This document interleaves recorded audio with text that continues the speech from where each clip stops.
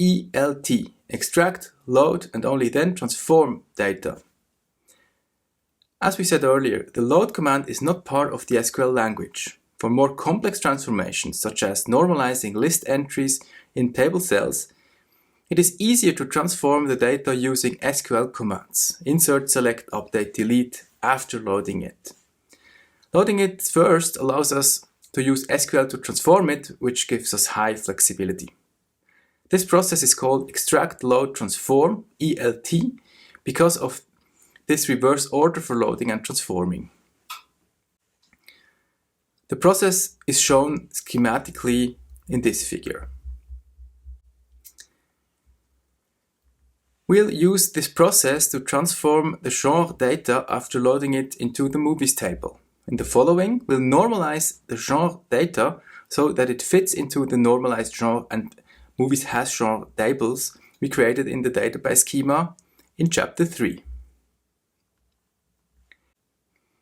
How does the insert select statement work? With SQL DML, we can read data from a table within the database, process it, and then write it to another table. To do so, we combine an insert statement with a select statement in this pattern.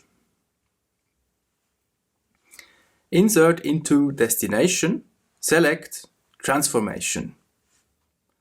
Into the table named at destination, we insert the result of a database query generated with the select transformation statement.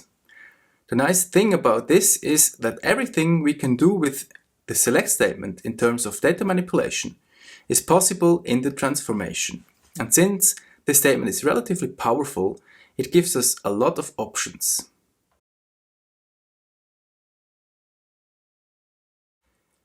In our app, we have begun the process of normalizing the genre information for movies so that we have a reference table genre in which there is one entry per genre, ID and name, as discussed in Chapter 3.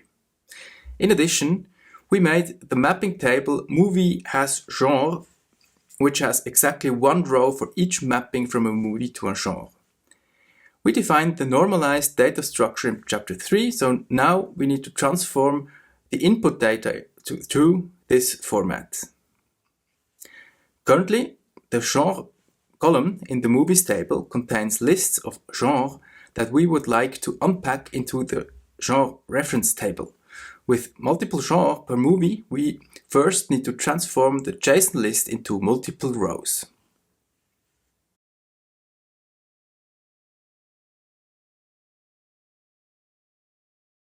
Let's break down code example 10.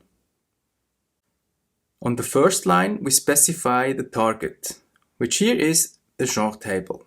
From the second line, we define the transformation. The keyword distinct tells SQL to remove duplicates. Each different genre will therefore only end up once in the genre table. On the third line, we extract the first genre entry for each movie from the JSON structure. For this, we use the function JSON extract. We supply this function with two parameters: the name of the column, genre, and the position of the data to extract. The first entry has index 0, the next one, the next two, and so on. With a 0 in square brackets, we're telling MySQL to extract the first genre entry in the list. From this, we select the property ID. Yes, movies can have more than one genre, and we're only considering the first, but over all movies, we'll still get a complete list of genre this way, because there are a lot of movies. In all, this takes the genre ID for the first genre in the genre list for each movie. On the fourth line, we use the same pattern to extract the name property of the first genre entry for each movie. In addition, we remove quotation marks with the function JSON unquote. On the fifth line, we specify what source data to work on, the movies table. On the final line, we filter the genre entries with the predicate is not null so that there are no empty entries. The null keyword in SQL. Null is a special keyword in SQL. Null is, by definition, not a data value. It is neither true nor false, and it is not equal to any possible data value, not to any number, not to any text, not even to itself. Therefore, testing for null with an equal sign will never work. In SQL, null can only be handled using the is operator. So the filter is not null will catch the rows who have no value for the genre ID and exclude them.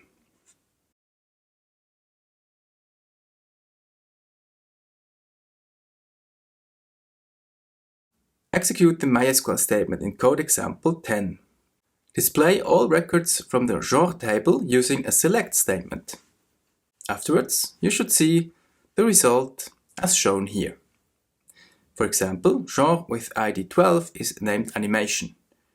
20 genres have been loaded in total. Unpack movie genre relationships. Now we do the same for the individual movie to genre mappings.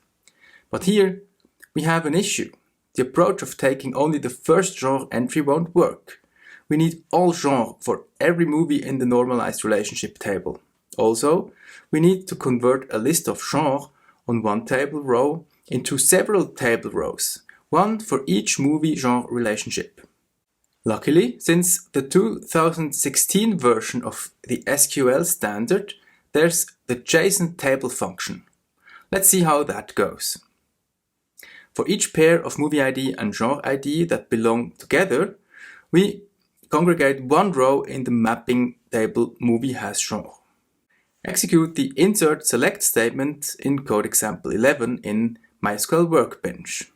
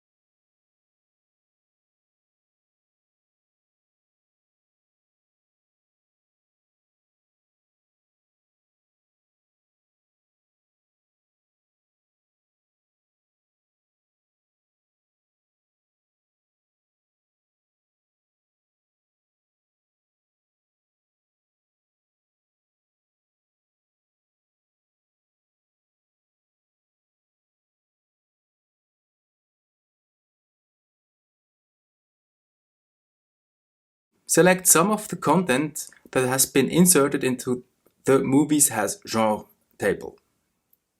Filter out movies with ID 2 and 3 as shown in code 12.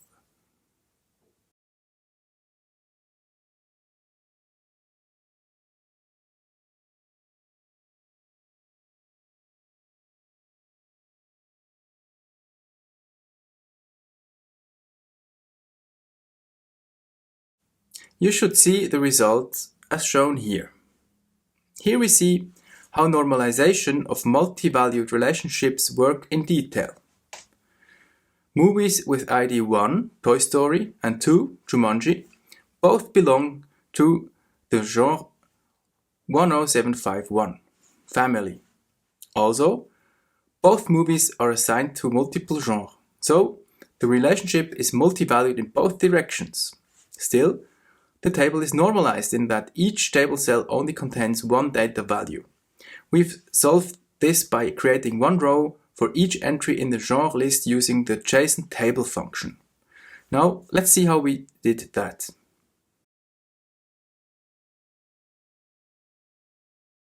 The SQL code 11 is used to insert data into the movie has genre table. It does this by joining the movies table with a JSON table, which is a function used to transform JSON data into tabular form. The first line of code 11 specifies which table the data will be inserted into. Movie has genre. The second line specifies which column of data will be inserted. Movie ID is taken directly from the movies table. However, the genre ID is a generated column whose content is extracted from the genre list of the movies table in the genre column. The third line specifies which table the data will be taken from, movies. The fourth line tells MySQL will join a JSON table that will extract from the column genre in the table above. The fifth line specifies which rows of data will be generated by JSON table. The $sign tokenizes the JSON text in two structures. The square brackets access the array structure that contains the genre list. Instead of taking the first entry with number 0 here, we indicate with an asterisk that we'll take all genre entries for each movie. From this JSON table will create one row from each list entry automatically. On the sixth line, we specify name and type of data that will be output in the columns. Here we only need one column, genre ID. It will be possible to add more columns in the same format as a comma-separated list. Finally, the last line gives a name to the output of JSON table. All in all, we have created a relationship table from a JSON array and inserted it into the movies as genre table. We have now loaded and normalized all our data. We have movies, ratings, as well as normalized genre data and movie genre relationships in our database. Our next step in Chapter 5 is to analyze the ratings data to generate actual recommendations.